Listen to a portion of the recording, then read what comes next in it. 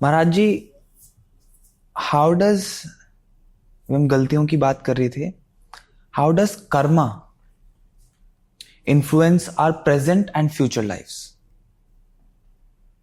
कि हम गलतियों की बात कर रहे हैं, प्रेजेंट की बात कर रहे हैं, और जो हम करते हैं वही कर्म है, राइट? तो how does karma influence our present and future lives?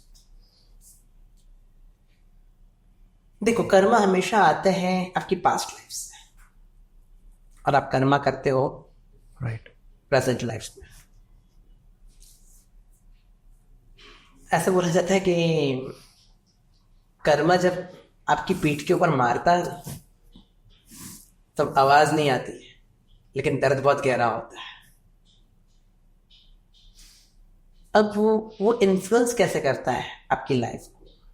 Simple है कि भाई, आपने जो बोया है वही उगने वाला है। ट्रू। बट कर्मा बनते कैसे है ना, हम उसके लिए बात करते हैं कि कर्मा बनने का सबसे बड़ा अगर कोई डिवाइस है तो वो है आपकी थॉट प्रोसेस। Wow, true. और वो आपकी थॉट प्रोसेस वो कर्मों को जन्म भी देती है और वो कर्मों को खत्म भी करती है। Amazing. सो आपकी थॉट प्रोसेस अच्छी हो, आपकी थॉट प्रोसेस नॉर्मल लैंग्वेज में कोई तो हाइजीन हो, आपकी थॉट प्रोसेस के द्वारा आप किसी को हर्ट ना करें, तो इतना आपको ख्याल रखना है। अब क्या होता है, कभी कभी ऐसा होता है कि हम सही तरीके से जी रहे हैं और आपके पास्ट के कोई कर्म, जैसे वो उस वक्त आपकी प्रेजेंट लाइफ में आते हैं और आपको डिस्टर्ब करते हैं। जैसे कि आप रोज पूजा कर रहे हो और कभी आपके घर पे उसी वक्त आपकी दुकान पे इनकम टैक्स की रेड गिरती है, तो लोगों की आदत होती है कंपेयर करना कि मैं पूजा कर रहा हूं बावजूद भी मेरे घर पे इनकम टैक्स की रेड गिर रही है।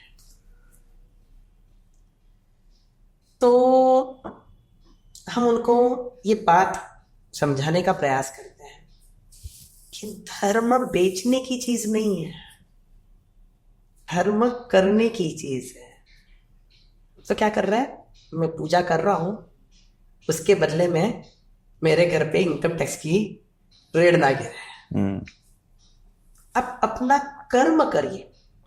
अगर आपका पुराना कर्म है कि जिसकी वजह से आपके घर पे इनकम टैक्स की रेड आई है, तो आपका ये वाला भी कर्म है कि फ्यूचर में वो गई हुई संपत्ति को वापस लेके आएगा। राइट। मैं सिंपल सा एक दूसरा उदाहरण देता हूं आपको। बहुत पुरानी कहानी है कि एक जज था और वो कहीं पे बगीचे में फूल तोड़ने के लिए बैठा था। उसके सामने एक झाड़ के नीचे उसने एक बंदे को दूसरे बंदे का खून करते हुए देखा। ओके। वो इस तरीके से छुपा हुआ था कि उस बंदे ने जज को देखा नहीं, लेकिन जज ने देख इस बंदे ने इस बंदे का खून किया जी। और वो होने के बाद में वो तो डर डर गया था वो 10 मिनट्स के लिए। तो अब इस घर पे आया और अपनी ऑफिस में पहुंचा।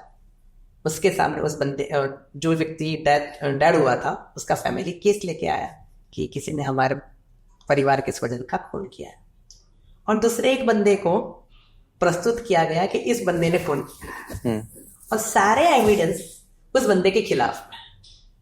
मतलब ये प्रूव कर रहे थे कि इसी बंदे ने खून किया हुआ है। अब सिचुएशन ऐसी थी, जज ने खुद देखा था कि इस बंदे ने खून नहीं किया है और उस बंदे ने खून किया है, मतलब दूसरे एक बंदे ने किया है जो पकड़ा नहीं गया। और सिचुएशन ऐसे क्रिएट हुई कि उसको अल्टीमेटली ये सजा सुनानी पड़ी कि हैंग देम टिल डेथ, उसको फांसी पे चढ़ा। अब जज से रहा नहीं जा रहा है कि यार मैं किसी बेगुनाह को सजा कैसे कर सकता हूँ? ट्रू। वो उसको जेल में मिलने के लिए जाता और उस बात करता है कि सच बता, मुझे इतना पता है कि ये खून तूने नहीं किया और मुझे सजा सुनानी पड़ी। क्या लाइफ में तूने और कोई गलतियां की है? तो उसने बोला सर, इसके पहले मैं 4 खून कर चुका हूं, उसमें से बच गया था। हम्म। लेकिन जिसमें मैंने खून नहीं किया उसकी सजा मेरे को मिली। तब जज ने एक बात की, भगवान के घर पे देर है, अंधेर नहीं है। अंधेर नहीं है। बस इसी तरीके से आपका हर कर्म प्रेजेंट में और फ्यूचर में आपको इन्फ्लुएंस करते हैं।